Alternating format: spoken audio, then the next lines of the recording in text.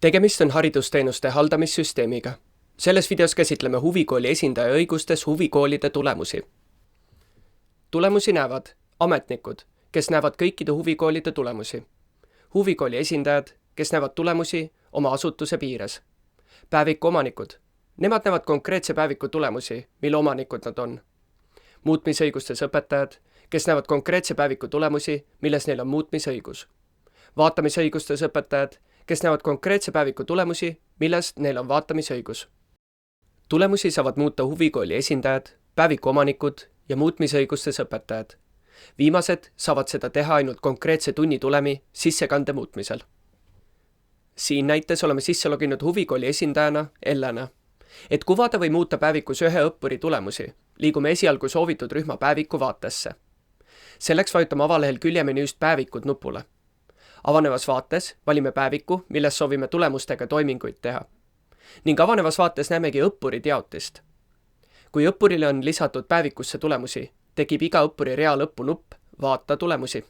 Selle peale vajutades avaneb tabel Tulemused, kus eeltäidetud filtriteks on õppur, kelle tulemusi vaadata soovitakse, ja päevik, millesse õppur on lisatud. Lisaks õppuri ja päeviku filtrile on selles vaates ka filtrid tulemuse liik ning tulemus. Tulemuse liik filtri abil saab välja filtreerida konkreetset liiki tulemusi. Filter tulemus on vabateksti lahter ning selle abil saab välja filtreerida tulemused, mida soovite näha. Tabelis on veerud kuupäev, õppur, tulemuse liik ning tulemus. Kõik need veerud on sorditavad. Mainin, et ainult huvikooli esindajal on tabelis tulemuse rea lõpus ka nupp tulemuse muutmiseks. Tulemuse muutmise nupuks on pliiatsi ikoon, millele vajutades avaneb tulemuse muutmise pop-up aken. Muuta aga saab ainult tulemuse väärtust. Kõik teised väljad on täidetud automaatselt ning tulemuse muutmisel muutub ka tulemuse aeg automaatselt kuupäeva vastu, millal tulemus muudeti.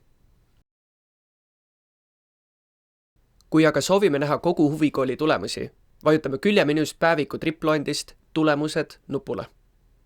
Nüüd avaneb samuti Tulemused tabel. Eeltäidetud filtreid ei ole. Kuvatakse kogu huvikooli tulemusi. Ka siit vaates saab otsida konkreetse õppuri tulemusi, kirjutades õppur filtrisse õppuri nimi, või välja filtreerida ühe päeviku tulemused. Ka selles tabelis on tulemuse muutmise nupp nähtav vaid huvikooli esindaja kasutajal. Teistes rollides kasutajad näevad ainult tulemusi.